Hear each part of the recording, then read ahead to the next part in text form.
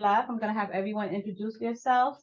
So, and just to tell you how this is gonna go, the panelists all have questions. I'm gonna ask them the same question, and so we can get different points of views.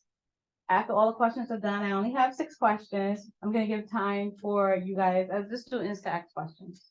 Okay? So I'm gonna start to my left with Mohammed. Sure. My name is Dr. Mohammed Jassim. I'm a clinical doctor in physical therapy, and I'm a program director for Physical Therapist Assistant Program. Aina. I'm Dr. Ina Levin. I've been a registered nurse for 34 years, and I have my doctorate in administration for nursing. I've been at the college, this is my 8th year, and I teach in the nursing department. I also work at Lehigh Valley Hospital clinically. Wow. Andrea. Hi, I'm Andrea. I'm from St. Luke's. I support career development, which means I work with lots of students, helping them find the pathways into medicine, whether that's a clinical path or a non-clinical path. I kind of help you understand what training programs look like, what some degree requirements will look like, what options you have in the healthcare field. My name is Lois Klaus, and next month I'll be celebrating my 46th year in the healthcare industry. I started out in the OB/GYN office, and I'm now a practice manager for Allentown Family Foot Care for the last 32 years. And I'm just sorry, because we don't have a microphone, I'm gonna ask if everyone can speak a little bit louder. Okay, thank you. Hi, my name is Catherine Almir. I'm a recent LCCC graduate. Just graduated August 22nd with LPN certificate. I'm going to start my new job at Lehigh Valley on Monday.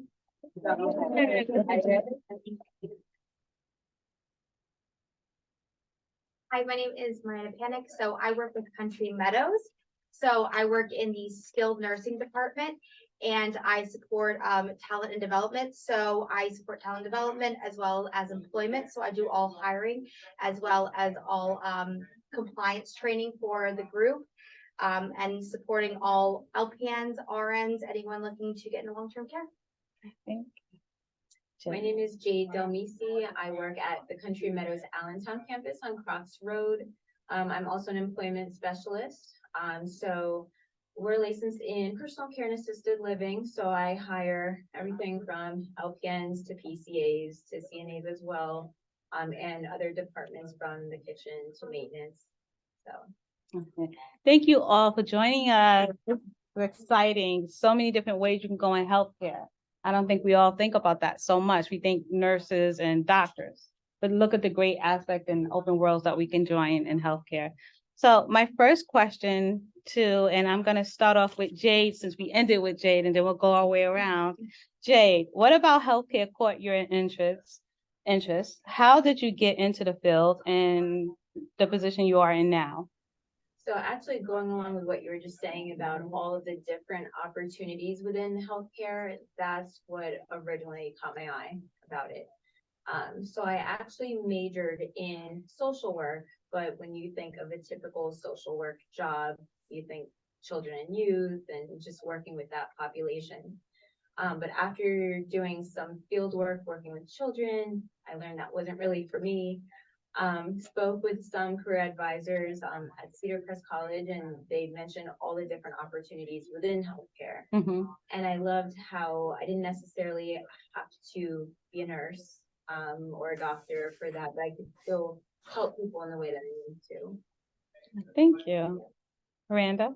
Sure. So I was finishing my undergrad in human resources and thinking about the different career paths that I could be taking. I came from 8 years of branch management in retail banking.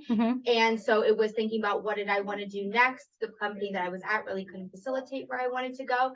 And my mom had a long-term, career in long-term care. So that I looked into that, it felt comfortable to me. And similar to Jade, there were just so many different career paths that you could take in long-term care that would give you healthcare experience. You'd be able to, help all these residents, be able to have from nursing to maintenance to all these different types of support aspects in long-term care. So the thought of an overall career for anyone looking to be clinical or non-clinical was really interesting to me. And I've learned so much in healthcare just from having experience now in long-term care.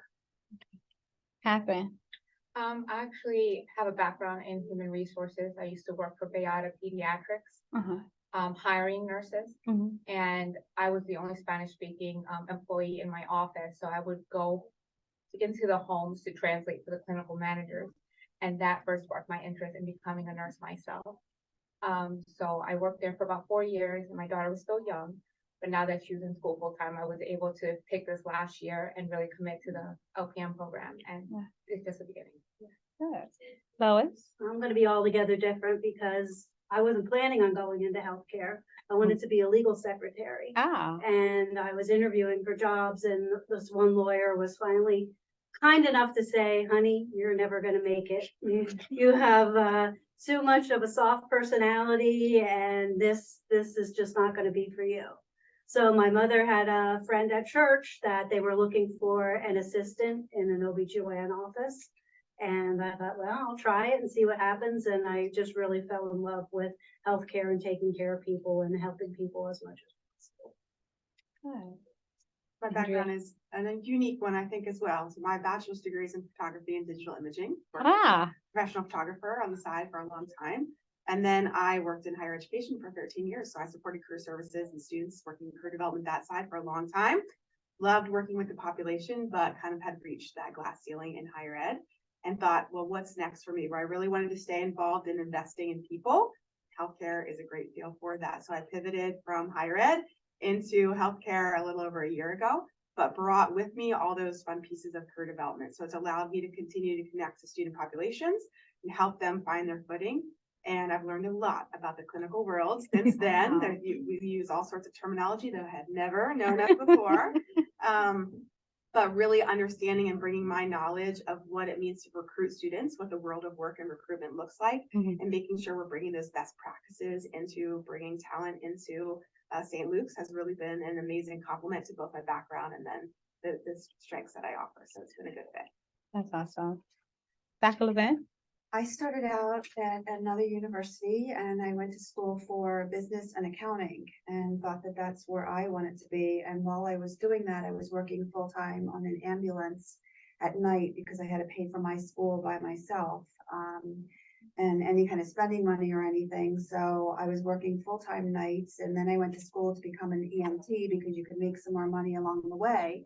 And while I was doing that, I decided as an EMT, why don't I want to go to school for nursing? What am I worried about business and people's money and things like that? When I saw people in the back of my ambulance, that really needed compassion and caring and a little bit of knowledge along the way. So that's what made me go into nursing. How I got into the present position, I mean, I worked as a director down at Hahnemann. I've worked on different clinical floors through Lehigh Valley. I was a traveling nurse. I worked on different units in California and Florida along the way in my earlier career. And then I wanted to work at the college one day a week as a clinical adjunct. And when I came here to apply back in 2016, they said, you have a lot of clinical experience. We don't have somebody teaching a specific course here in nursing. Could you do us a favor? We're 4 weeks into the semester. We have 10 weeks left. These students are going to be put on extension. Can you please help us by teaching this course for one semester? So I thought, okay, I could do it for one semester, 10 weeks. Here I am. It's almost 8 years later. And the reason that I stay in this chosen path is because of the students. I just love watching them grow. Thank you. Dr. Jason? So not being born in the United States, I have a little bit of different background. So when I was in the high school, after completing my high school, I had to take care of my loved one in my family, and observing that loved one going through different kind of medical treatment and surgical treatment, it was quite impressive for me to see how much non-surgical, non-medical options are there to help people get better.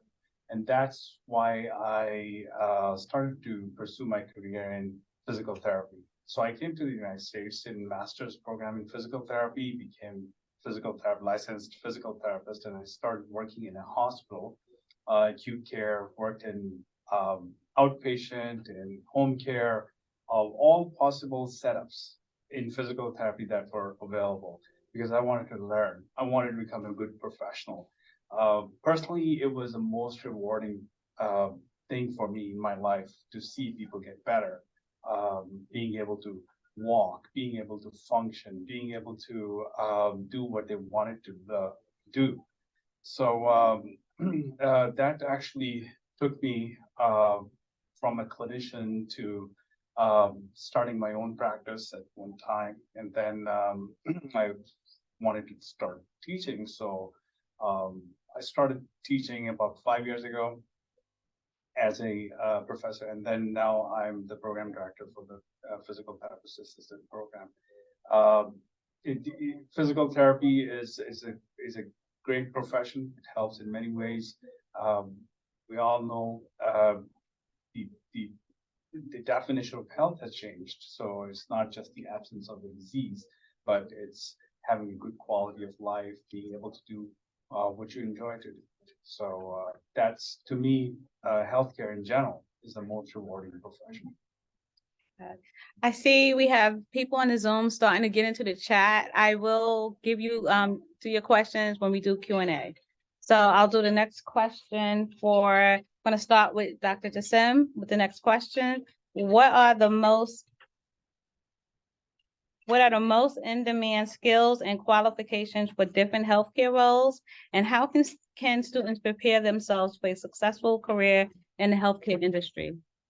The most in-demand skills from the people who are looking to pursue their career in healthcare is just being a good human, professionalism, good listeners,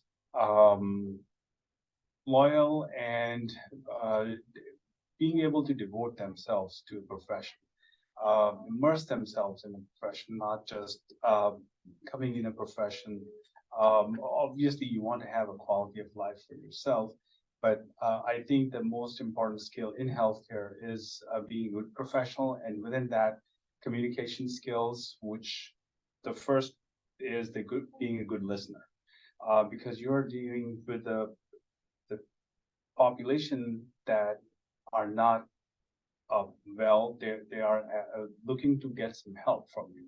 So being a good listener is actually one of the basic skill, and then demonstrating that you have listened to them actively with your own the way you perform or show your bedside manners.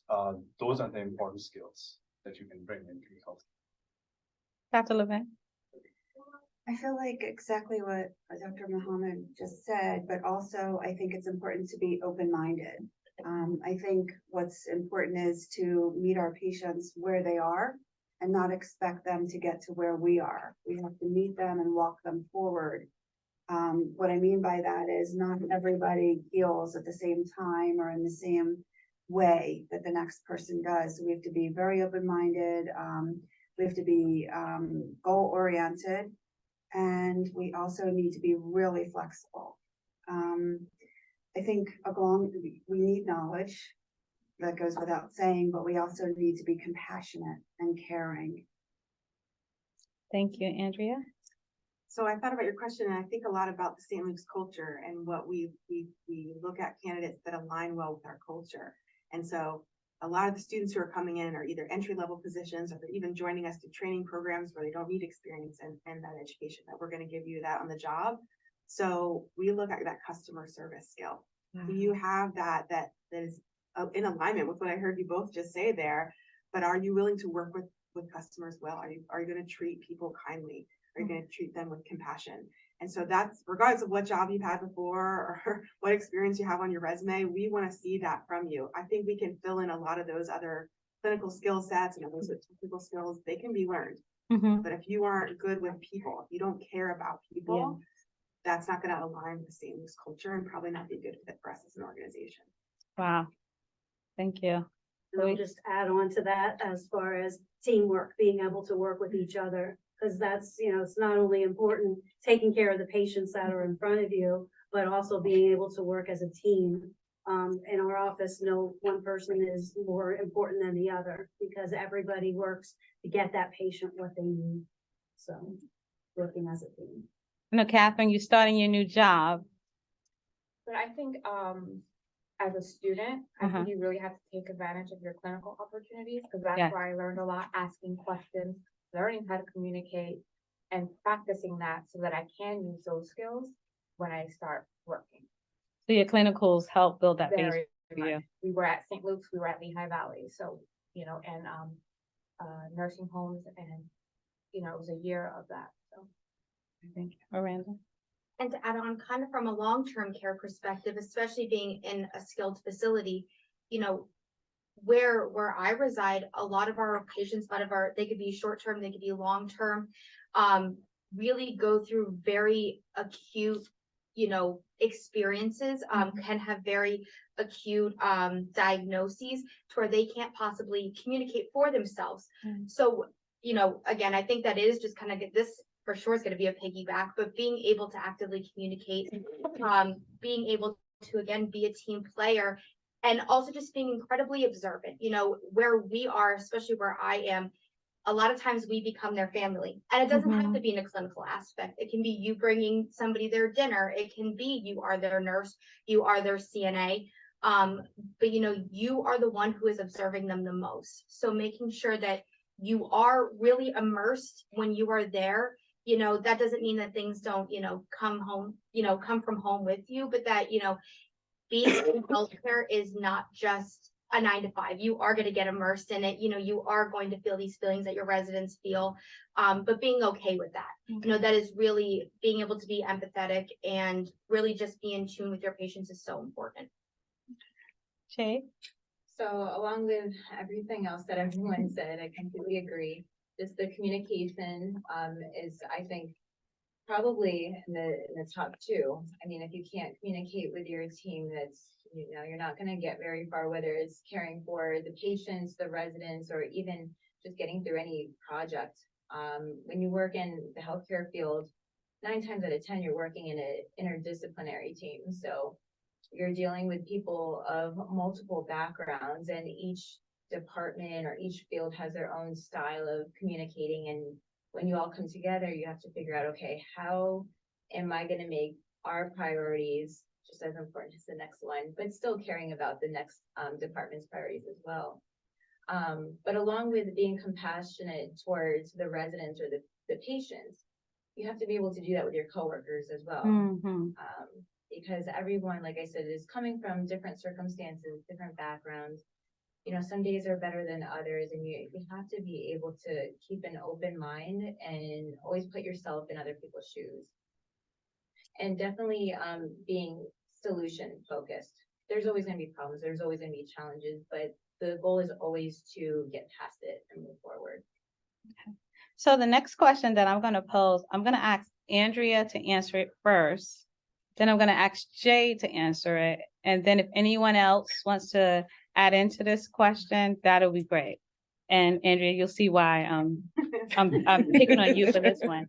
What are the best practices for networking, applying for a job in healthcare, and interviewing for healthcare jobs and internships? And what are some common mistakes to avoid? Oh my gosh, I got this. So I work closely with a lot of the colleges, and I've become point person for students who are figuring out where they should go next. So I'm first round for a lot of the questions, and I've seen it done really well. Just this past week, I got a LinkedIn message from a student who wanted to connect, and her message was super well done. Introduced herself, talked a smidge about her background, had a clear ask of me, here's the information I'm looking for. Can you help me? Can you direct me to where I need to go? Loved helping her. In fact, I tried to recruit her for the career development team. I've also had a similar message from another, not an LCCC student, another college, and her sentence was clearly written from her phone. It was typos, grammatically incorrect. She didn't even have her name in there, like it was this crazy run-on sentence. I knew what she was asking, but that was my first impression with her. I actually redirected it to their career center, who I knew, and I said, this is not something I'm willing to even give any energy for. This person needs some coaching, and she can return to me when she has her act together. You need to really think about that. I mean, we've seen really good resumes that are well done, and I've seen resumes who clearly were added to multiple times, had never been proofread, major typos. Like, we're talking about first impressions here. So regardless of what that job is, regardless of what you're applying to, You need to make sure that your communication is a professional level, that your resume and your documents, which I'm using to judge your fit for a position, represent you well and set that tone right from the beginning. I've worked with, I mean, again, I was in the Career Center for a very long time, so hundreds and hundreds, if not thousands of resumes. And how many times the student said, well, I did that because, or what I meant was, but guess what? You're not there. You're not there with that resume. You're not there for those initial applications. So they really need to be standalone documents that tell your story, but also are meant for me. I'm the reader. I should clearly see that you want to come to healthcare, even want to come to St. Luke's, even better. Those need to be right off the bat. When it comes to interviewing, one, compliment yourself, take a win, because if you're interviewing, there were lots of people who heard no. You heard yes. So you're halfway through the door already. But that interview is that next level now that I want to talk more about your fit for me as an organization. Typically, we use that first application. Do you have the skills, the education, the degree, the certificate, whatever it is we're looking for? Do you meet those criteria? If you're in the interview, we're looking, are you going to blend well with our culture, with the team that you're going to? Does the hiring manager jive with you, have a good fit for that team?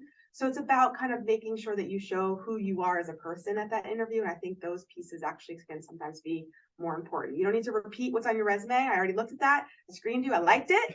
Show me a little bit more about your personality and who you are as a person. Then I think that suits you well in an interview. Jade. I absolutely agree with the resume itself. My big thing is try your best to be as descriptive as possible with what you've actually done. Some people tend to be a little on the modest side when it comes to really laying it out, like everything that they've done in their professional experience. You know, they'll list the title and the dates that they were with the company. And then you have a list like this small of what they've actually done in the role, which, you know, we as employment specialists, we know what a lot of the roles entail. And it's almost like, no, we want to know more, you know, don't be shy about everything you've done. So just being descriptive, and with the interview process, I know like in typical interviews, we want to know like, what are your strengths? What are your weaknesses? Very common answers are, I'm hardworking. Well, everyone considers themselves to be hardworking, which is a good quality, but we want to know what makes you different from the rest. So I guess the main thing is, you know, it's great if you're a humble person, but don't be shy to really put a spotlight on what you've done, what you've been through, what you've learned, because we want that experience. Thank you. Does anybody else want to take I just like to say, if you're going to commit to an interview, show up. Ah. We've been in the interview process, we have to find an assistant for our office. And, you know, we screen, look at them, decide whether, you know, we're going to call them in and actually take an interview, and then they just don't show. There's no call, there's no nothing. So you're wasting our time that we have had set aside to do that. So Very important. And more importantly, be on time. If you're on time, you're late, right? All right, so next question, I'm going to start off with Dr. Jassim. Again, how do healthcare professionals collaborate with other professionals from different disciplines, backgrounds, and cultures? And what are the benefits and challenges of working in diverse and interdisciplinary teams? Sure. As an allied health worker, physical therapy was considered as a part of the allied health. So mainstream is being medicine, and then nursing, and then allied health include physical therapy, occupational therapy, speech therapy. Whenever we are treating a patient, the patient is kind of like the center point. That's our ultimate goal, is the well-being of our patient. To achieve that, the best outcome, the healthcare outcome from the patient, we have to work very efficiently as a team. And again, communication is the number one tool that we use to basically collaborate with each other. So when you're in a healthcare, there's always a perceived hierarchy that, oh, there's a medical doctor that's at the top, then the next. When you are dealing with the patient, you can be the leader in taking care of that patient. You can be that situational leader, because everybody's ultimate goal is to improve the health of that patient, provide the best experience, the quality experience to that patient. And also, you want to contain the cost of that healthcare. So by the way, that's called triple aim for healthcare. So to achieve the best, the optimal outcome, you have to work in collaboration with everyone. Nowadays, with the electronic health record, it's pretty easy. You can actually look at the notes from other healthcare professionals, but communicating with the other professionals, picking up the phone call, or just face to face is communications is the best tool that we can use. Thank you. Dr. Levin? I feel like, continuing with what Dr. Muhammad was saying, we all need to work together, and we all need to look at each other as our jobs are all equally important. The one example I like to use is if the person in housekeeping doesn't clean the room properly, then we are all going to just manifest infections in the room, and the patient isn't going to get better. If the charge nurse says, well, that's not my job, then he or she, they are not leading by example. And I always say to my students on a clinical unit or in the classroom, I'll never ask you to do something that I myself won't do. Mm-hmm. So we have to show that we're all a team.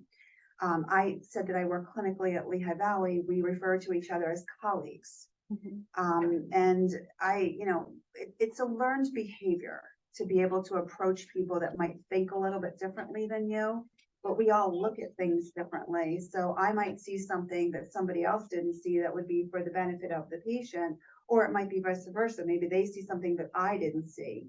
I love when I get to work with new people because they bring fresh ideas. Mm-hmm. And just because I've been doing something for 34 years doesn't mean it's the right way that I've been doing it. Mm-hmm. And sometimes my skills are sharpened by getting to work with new people.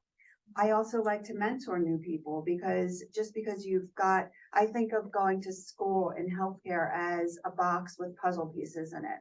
When I got out of nursing school, in my head, if you shook it, the puzzle pieces were going to fall out, and they weren't going to fall out and make a pretty picture. That first year is when I learned to put a beautiful picture together. And you have the facts, but you don't know how to put them into place. So you have to be open-minded and work together and respect each other. When I first started, and talking 34 years ago, I probably wouldn't be sitting here talking out loud. I was quiet, I was shy, and I didn't want to approach physicians because they were doctors, they were in charge. Things have changed, fortunately, not just for myself, but in our healthcare. We work in teams. When I started, and I have utmost respect for physicians, utmost respect. But when I first started, you didn't question a physician. And along the way, there were some mistakes made. And you know what? I'm working with my license, as is everybody else in healthcare. So we need to work together. Andrea? I've seen St. Luke's do quite a bit of collaboration. One that's coming to the top of mind, because it was just this week that I was speaking with them, is, a readmission committee where they're looking at what were the causes of readmission. And on that committee was not just a group of doctors. Of course, doctors were represented, but there was all sorts of different levels throughout the hospital that were there to kind of show their perspective, bring ideas and solutions there. And that's just one of the ways that we were looking at specific data and challenging a problem, and everybody's voice was welcome at that table. St. Luke's has quite a few committees that look at various different ways that we want to either challenge a system, change the process, address something for improvement. And so that's a great example of just how there are lots of opinions and voices and experience levels and education backgrounds contributing to those conversations. But I also think about St. Luke's as really not siloed approach. We talked about PT. Yeah. PT is coming from surgicals, coming from a diagnosis. I was at our medical lab facility on Friday doing career day, looking at all the things behind the scenes that the lab is helping diagnose so they can get the information to the provider so they can make a treatment plan. And that sometimes goes to medication, goes to other type of outpatient support. We are very aware that communication is critical. And so, yes, we respect each other's roles in here, but we also really rely on each other. So it's not just what you do is important, but I critically need you, you critically need me. And that's kind of the attitude that we use to approach the work, and it's worked very well. Thank you. Lois? I'm going to take it just a little bit different and talk about societies that you can join. As working in a podiatrist's office, there's an association called the American Podiatric Medical Assistants, and it's a nationwide association. They offer a certification, there's conferences, and just getting to know people and becoming certified really helps you to hone your skills in more and learn more, because everybody, like you said, I'm still learning at 46 years in this business. There's a lot to learn. Every time there's something new. There might be new technology. It's different things. So it's a never-ending learning process. Thank you. Catherine? I think, being able to advocate for your patient, not being afraid to make a mention to a doctor, physical therapist, of just anything like that, to advocate for the patient. I've seen it a lot being done at St. Luke's. They may not agree with some things, but they're not afraid to speak to the doctor and let them know, and they can come up with a different plan to help the patient. Thank you. All right. With working directly with senior citizens, new employees, new people coming in, we need to make sure that everyone is feeling represented, B, heard and seen, and also safe. So that's something, especially lately, we've been doing this for years, but really, it is the committees, it is making sure that everybody's voice is being heard, is how can we make sure that everybody is being seen and safe. In 2023, almost 2024, we don't have the same climate of new employees, of students coming in, of interns, of people coming in as we did even 2 years ago, especially 5-10 years ago. So, working with Eastern TransUnion, attending Pride, which was huge for us, but making sure that we have resources and that we're bringing in resources to make sure that our employees are able to speak and advocate for themselves with us and say, this is how I'm going to feel safe, and also educating our residents, right? Especially, in personal care, in skilled, where maybe someone doesn't have the voice, but, it is sometimes really hard for any of us to change, but us doing what we can to make sure that everyone is feeling safe is really just, I think, the most important thing. Safe and seen, and that they can express themselves however they feel, and that our residents will accept them. Thank you. Jade? And on top of just providing that education, like Miranda said, with us being in the older population and, maybe them not understanding the ways of today, it goes both ways too. And we have to keep that open mind of, if you kind of see a sense of closed-mindedness, don't be afraid to ask the why behind it. And, each resident has their own story, just as we do coworkers. So kind of see where they're coming from, and no matter how different people are, there's always common ground. Yes. Thank you. I'm going to give you a breather. Now I'm thinking Dr. Jasim had a nice break. So this is a good popping question for you. What are some of the emerging trends and innovations in the healthcare industry, and how can students keep up with the latest developments and opportunities in their fields of interest? There are many trends in healthcare, especially in the last few years. Depending on what your area of interest is, the internet, being the first one for seeking information, if you would like to.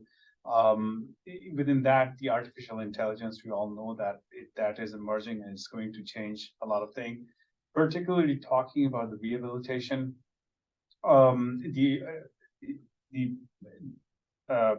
The prosthetics and the 3D printing basically is changing the dynamics in the rehab a lot.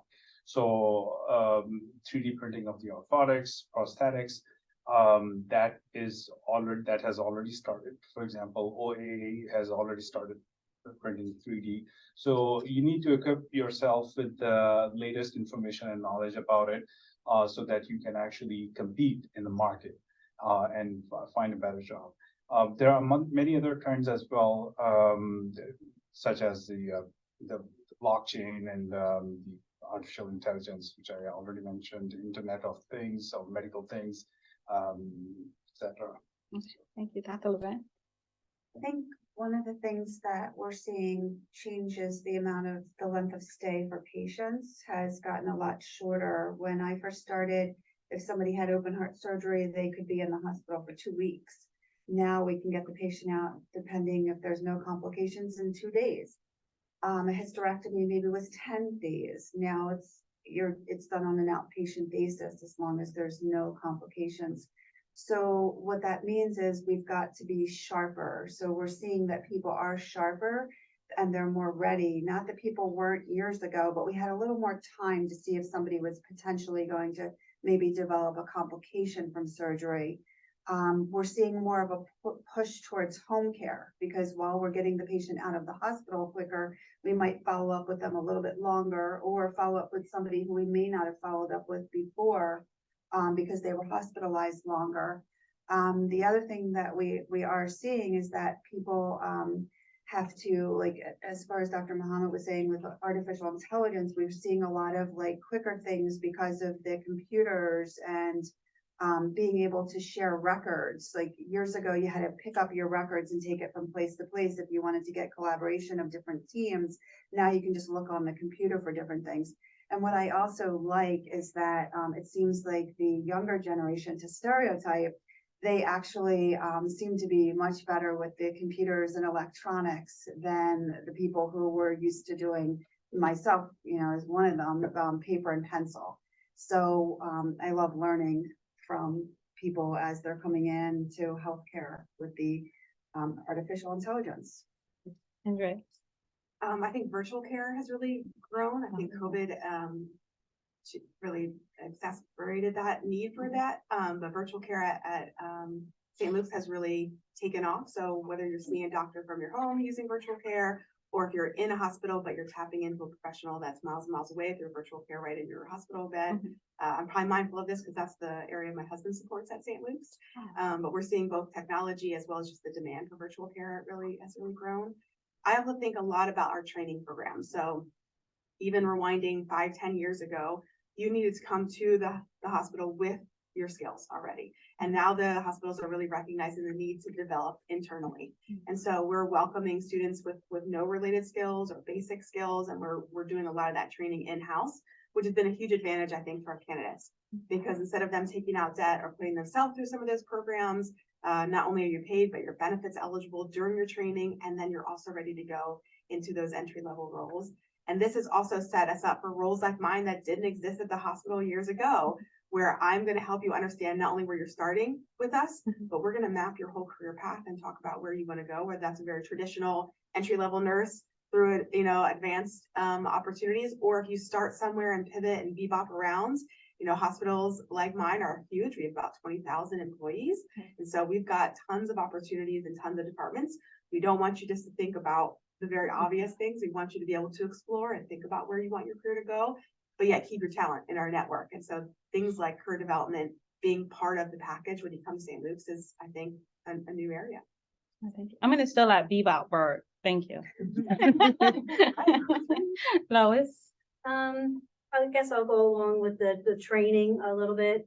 In our office, we like to pride ourselves in hiring a lot of college students who are in the pre-med programs at Muhlenberg, Moravian, DeSales.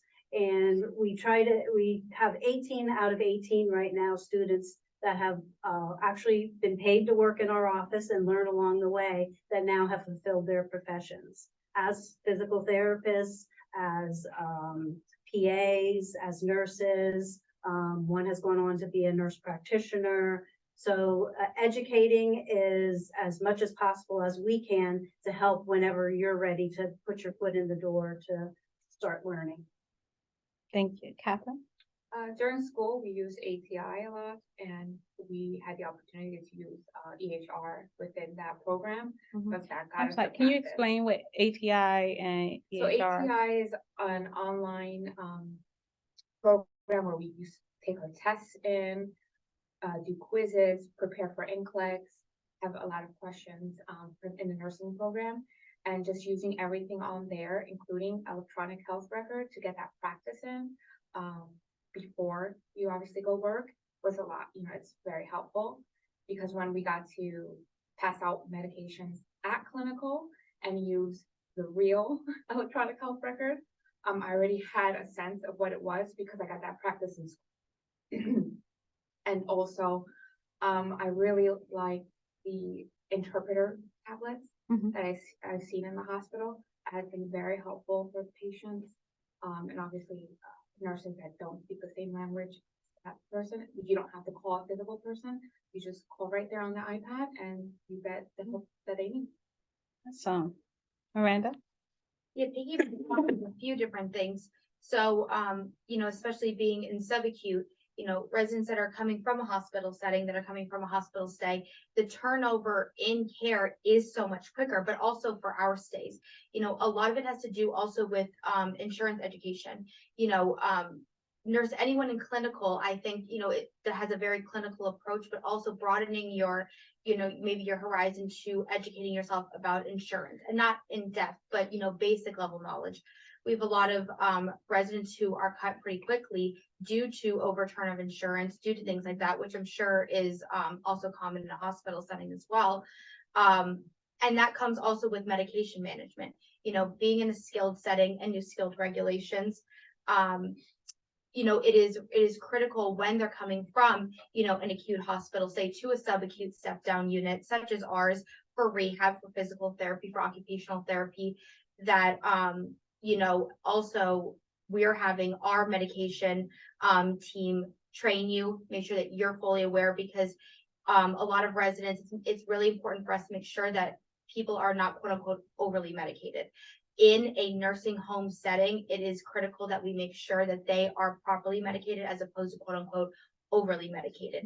And that might not be that the medications are not appropriate, but we have to it's a very fine line. So making sure that yes, they're safe to do their occupational, their physical therapy on the floor, and that maybe some acute medications are also appropriate for a subacute stay.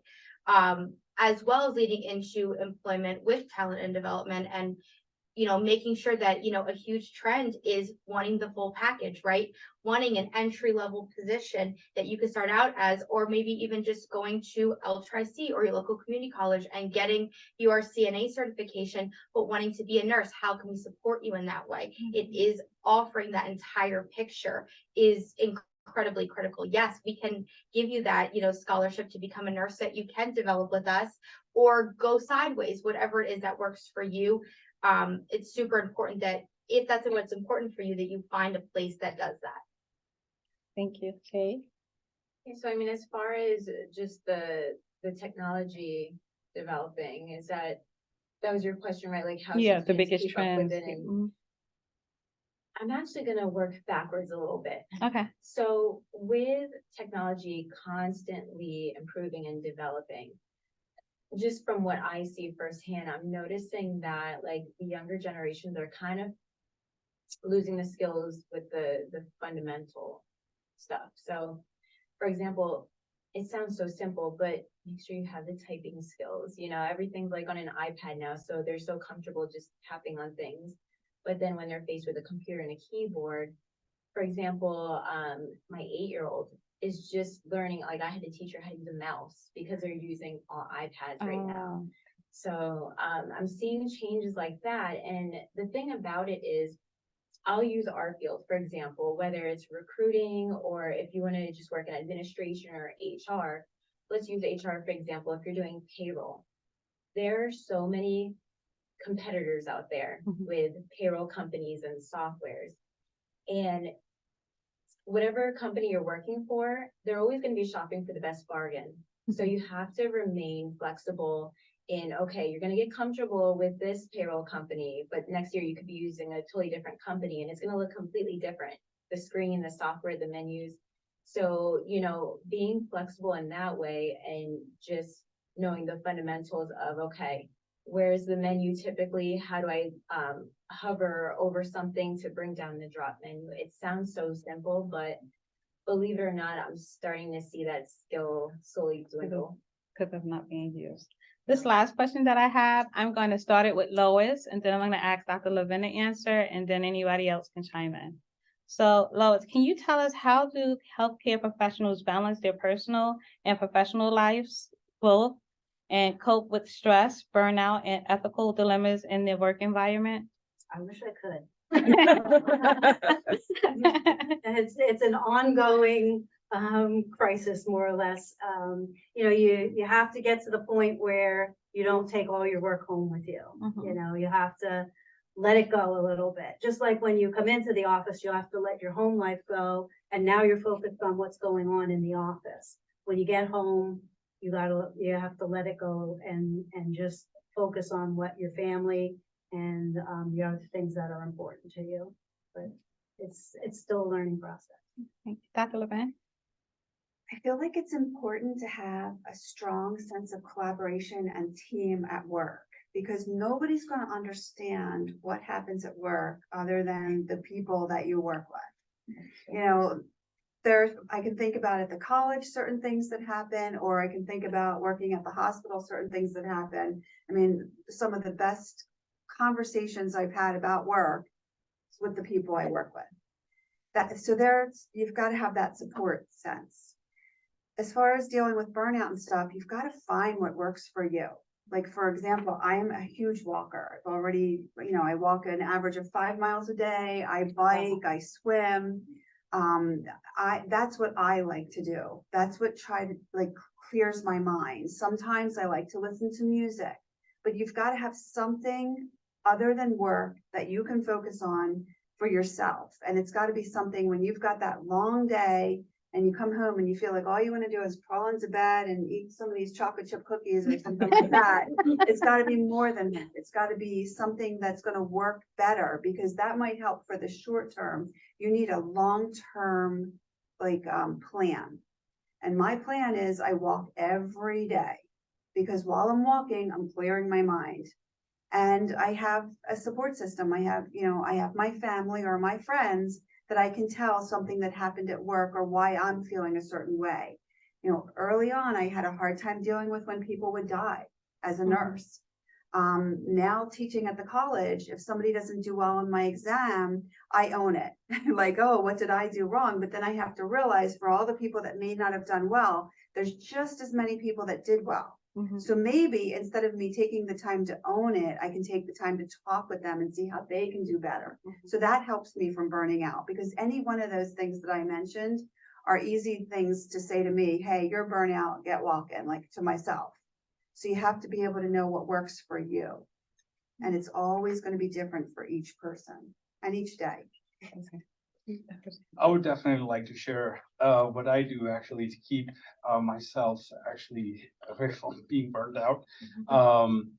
One thing that I have tried actually, which was taught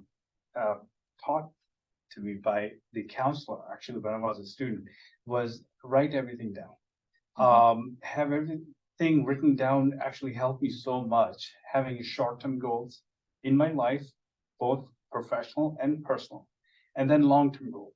Short-term could be 1 year, 2 year, 3 year, and long-term could be lifelong. I mean, what I really want to achieve in my life, that's my career goal or personal goal.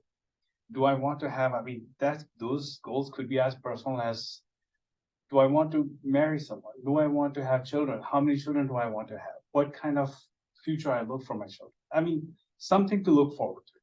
So once you write it down with the duration, it helps you out tremendously, because you take that stress off of your mind. And then, just like Anna said, over the weekend, I got myself involved in different kind of sports. And I didn't stick to just one sport throughout my life. I used to swim, tennis. Lately, I have been in pickleball. It's becoming very popular. So that helped me just socialize with so many different people at different levels. Like, I was playing last weekend with the 65-year-old gentleman, and then the week before I was playing with the 14-year-old. So just socialize within the sports actually helped me. That's personally. But again, you pick whatever likes you like actually, or whatever works. Okay. And did anybody else want to take that question? I will. Okay. It's something that I actually learned to deal with recently. But my thing with keeping that work-life balance is when I'm at work, and Miranda she knows because she sees my calendar, I rely heavily on calendars. So with work, I use Outlook, and I'm very big on time blocking. So whatever tasks, whatever assignments are due, that's how I keep track of it.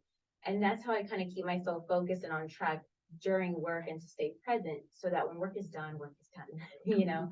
So once I get out of work, me personally, I'm then switching gears to mom mode. You know, if you're at that stage in your life where, you know, you're a full-time working parent, there's barely any free time. So you kind of have to do more of the parents or the planning. So that's what helped me personally is the time blocking and then making sure that out of all of your obligations, personal and professional, for me, I find that I need at least 1 hour, but whatever time you need, make sure you make that a priority, whether it's first thing in the morning or before bed, that is just your time. You know, when it's quiet, whether it's working out, meditation, reading, whatever your preference is. But I'm a firm believer in everybody needs that time to themselves. So the consensus in this last question is make sure you're watering yourself and taking care of yourself, filling your own cup and doing that self-care so you can care for others, because you can't take care of anyone else if you're not taking care of yourself. So I am going to go to the chats and start Q&A and start from the people that I think are in the Zoom. And I appreciate you Zoom people for your patience and I will allow you to talk. If you want to talk and ask a question, or I'll read your question off, whatever you prefer. There's just one question in the chat. Oh, just one question right now, but if anyone wants to pop on and say a question, that'll be great. Let's see. Are there any opportunities in the healthcare industry for a computer science graduate? That's a good question. Just for our two, yeah. What did you say, Andrea? So there are lots of opportunities. Tons. I mean, I think you heard him talk about AI. Yes. It's a growing field, has applications all over the place. We talked about PT applications, but I would say AI, we talked about this in the medical lab and lots of other areas too. AI has really been going to be what the future looks like. AI is all supported by computer science professionals. So whether you're doing something like Epic, which is software that both Lehigh Valley and St. Luke's use, Epic is our electronic records, but it houses and does all sorts of different things too. So it allows professionals to talk behind the scenes. It allows patients access to information. Again, that's all IT. Our IT department is probably one of our largest non-clinical areas in the hospital. There's not a department that doesn't heavily rely on the IT support in some capacity. So computer science in the world of healthcare, I would say, is very recession proof. Yeah. We're not only, we think about where we can make cuts, it's never to IT. And so I think that is not only something that in healthcare, but in lots of other industries too. So if you bring those technical skills with you, there's a lot of job security, and the pay there is very strong as well. I think I just spoke to a business administration student, and they said the same thing when I asked about the healthcare, having a healthcare roundtable. He was like, well, I'm in business administration. And I was just like, do you know hospitals are organizations and companies that need accountants, that need someone in an administrative field? Yes. IT, yeah, but a lot of people, you mentioned it really early on. Everybody knows about doctors and nurses. And Yes. Of course, we need those professionals. They are the backbone of what we do. But a hospital is a business. And so there's lots of other departments that are really critical to making that be profitable, be successful, continue for the future. Yeah. They asked a follow-up question of what requirements are required to join the IT team. That's going to depend on the area that you're going into. So I mentioned my husband supports virtual care. So his job relies a lot on customer service and problem solving. So that's a really strong area, but there are other ones that are in software development. That's a whole different set of skills. Analysts are working with data and being able to use that kind of, so it depends on the type of role that you're looking at. And job descriptions, go snoop. Go right to those career pages, even to Indeed, and just look at some of the different roles so you can understand what are the critical requirements, what are the day-to-day job pieces that you would need to have, because IT is very broad too. So you're going to want to narrow that down by the type of department you are in IT. That's great advice. That is great advice. I love that. And then we can also, if you can hear me, you can set up a meeting with us in the Career Development Center as well to kind of look through those job descriptions. If you're unsure of what, and work with advising as well, maybe you want to take some extra classes to help you out there to get some information, because we have health information technology as a major as well here. So there's definitely classes and support that you could have to look at how to hone in on some of those healthcare classes or things to get yourself comfortable, even though your main focus may be computer science as well. Exactly, to help you get and create the pathway that where you want to get to in healthcare. Exactly. That's what we're here for. That's why career development, we're having these roundtables to let you explore your career opportunities and just open your mind and help everyone think outside the box. Our audience and look, our audience in the studio. Would you like to have, anybody have any questions? So what you were saying before about how approaching physicians, like you weren't comfortable approaching physicians, I've heard like a stigma around physicians and how they can be kind of like not the nicest. So I guess what my question would be is like, how do you not take that personally? All cards on the table, I'm married to a physician. That being said, You take it personally, no? the reason I say that is because I didn't marry him until 25 years ago. I was a nurse for 9 years before I met him or married him, whatever. I think from having conversations with him, hearing and he respects nurses. He talks to interdisciplinaries with utmost respect, okay, whether I'm listening or not. But the one thing that I had to learn very early on, I needed to gain my respect with physicians before I even met him. If I knew what I was talking about, what I found was that the physicians treated me with a lot of respect. If I would call a physician and, for example, say, you know, the potassium seems like it's a little off, and then their first question is, well, what is potassium?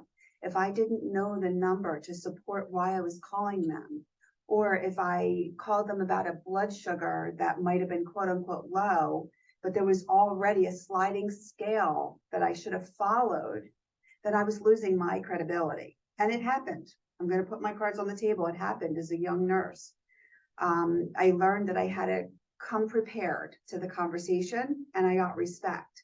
When I hear my husband talk with nurses or other physicians, PTs, OTs, social work, the best thing is having information, gain your respect. He talks a lot with other physicians. It's not just physician-nurse relationships. That is the stereotype, and there is some truth to it. But he talks with other physicians. If they don't know what they're talking about, they lose respect. Now, mind you, we're all human. We should all be respectful towards each other. That's number one. But it doesn't always happen. If I'm busy and I'm the nurse leading a code because their heart stopped and they need CPR and everything else, if somebody says something to me, but they're not giving me all the information in a short moment of time, I might be short, not because I want to, because it happens. So we gain respect. And to help that relationship, I think, you know, just know that we're all human. I've questioned many doctors in my career, and I remember the one, he since has passed away. I was working at Hahnemann, so it was the first 10 years of my nursing career. And I questioned him about a medication, and he said, we just saved the patient's life together because that was wrong what he was doing. So we have to realize we're all working towards its common goal. And it's the same thing as, you know, being in a classroom. If somebody raises their hand all the time and says, oh, forgot my question, how much respect is that person going to have? You know, so it happens once in a while, but we need to gain respect is to give it and be prepared for it. Thank you. Yeah. I throw one small thing in there too. I want you to think about the culture of the space that you're in. If you find yourself in a clinical environment or your first job and you're not jiving with people for whatever reason, maybe it's because they're not being respectful to each other, you feel toxic, whatever it is, I want you to think about that because there's lots of opportunities for you to go to work, and not every place is going to be a good fit for you or something that you want. So while we hope that that's the case, you're going to find sometimes there are practices with doctors and personalities that you're like, I cannot work with them well, or a nurse that is not a good fit for you. So you get to decide about, is this a good situation for me? Now, don't make it in the first couple of days on the job, right? And give grace when there are exceptions to the rules. Somebody had a bad day, it was a off-putting situation. Those shouldn't be the only things that help you determine that. When we talk about the culture of an organization, that's feeling like, what is the message they preach? What are their values? What does a normal day look like? How do people treat each other in high stress and low stress? What kind of recognition and rewards? How are they helping you learn? Those are all things I want you to think about and be evaluating, especially during clinicals, because that's going to help you decide where you want to land. Yeah. Thank you. Thank you. Does anyone else have a question? Do you have a question? I didn't. Oh, I'm sorry. I thought. Anyone other questions? I got it. Okay, this will be the last question and we're gonna wrap up. Okay, so my name's Isaiah and I am a health science major right now. I'm not actually in the nursing program, but I'm going to be. I have faith. My question is, what should I do as somebody who wants to become a nurse? How would I prepare myself to like work in a hospital setting? I'm kind of just like nervous because like I'm trying to apply at a hospital actually currently, just for experience, you know, just to see if it could help me while I'm learning. And, you know, there's always like these stigmas and stereotypes and stuff that you hear about something, but you never really know about something when you're unsure and it's new. So like, is there anything that like when you first became a nurse or first were starting your practice, is there something that like was unexpected that maybe I should like try to prepare myself for? Well, I can speak to that a little bit. First of all, congratulations on the direction that you're going. Not everybody who becomes a nurse or becomes a physical therapist or becomes a physician takes a long, straight, narrow road. We all curve back and forth, okay? One day we think we're going to go this direction and something happens and we're like, oh, I can't go do this anymore. I'm going the other direction. It's okay. Live it, dream it, work it as you're going along. As far as getting to your dream of maybe wanting to become a nurse, I think that's what I heard you say. As far as starting in a hospital, we all have to start somewhere. And I do believe that people can come to nursing school having never worked in a hospital, and they do very well, very successful. We have clinicals that helps them along the way. But I do also believe that if you can work in a hospital, I mean, we've had people that were receptionists. We've had people that have been unit clerks. We've had people that have worked in the gift shop at the hospital. Just being there with like the culture around you helps you to feel like, wow, the nurses are pretty nice when they come in here. I want to be a nurse. Or I heard them talking about, you know, getting together or something, like I want to go that direction. I do believe that starting wherever you can start, and I don't know what is available in the hospitals at this point. I think everything's available, but not, just keep in mind, we're all going to have setbacks. We're all going to have them. Anybody who tells you, hey, I decided I wanted to be a nurse and tomorrow I was the nurse. It doesn't happen that way. We all go along our path, and sometimes it's like being walked on a leash and you're the dog and somebody yanks your chain and you're yanked back. Well, that's okay. Then you keep going forward, and you're going to get there. It's just going to take some time. It takes a little bit. Everybody's path is different. And yeah, I do believe you should work in the hospital. Patient care assistant is a great role that supports working directly along nurses. It's hands-on care, entry level. We're going to train you for everything you need to know. It's going to let you test drive it pretty well. So if you work as a patient care assistant or a PCA, there's dozens and dozens of opportunities with St. Luke's. I imagine similar at LVHN. Paid roles. Come as a student, we'll give you a per diem or a part-time or a weekend role, so you can do that. And one of two things is going to happen. You're going to realize in the space, yep, I like this. I can see where I want to go. And it gives you some good experience on your resume. Or the opposite. I thought I was going to go that way. And like she mentioned, but then I got introduced to X, Y, and Z that I hadn't considered. And now that I know what I know, I'm redirecting there. So I'm either going to confirm you're on the path you want to be on, or I'm going to give you another path to pursue. But either way, I'll give you a paycheck as you do it. That's awesome. With a nice message on LinkedIn. Yeah, yeah. That's awesome. So Yeah. I want to thank the panelists for joining us. I want to thank everyone in Zoom for joining us. I want to thank everybody in the room for joining us. Oh, I rhymed. I do. Thank you. And just everyone know that career development is here for you to help you on your journey while you're at LCCC and when you leave LCCC. So stop by. We take appointments over the phone, face to face, via Zoom. We are here for you. Come to our events, join us. We'll be doing another industry spotlight next month in October for manufacturing. Please join us because you might hear something different that might resonate. Even healthcare, manufacturing makes sense. Join us. So thanks again. Hope to see you soon. Save the date. Save the date. Save the date for the job fair. It's November 2nd here on the main Yes. campus. And we're gonna have one at Donley and Morgan Center as well on the 16th of November. Yes, yes, join us. And we have tons of events in October. Join us. Follow us on Facebook, Instagram, LinkedIn. Thank you. That's a good marketing drop. I liked it. I liked it. I waited for Edward to order them.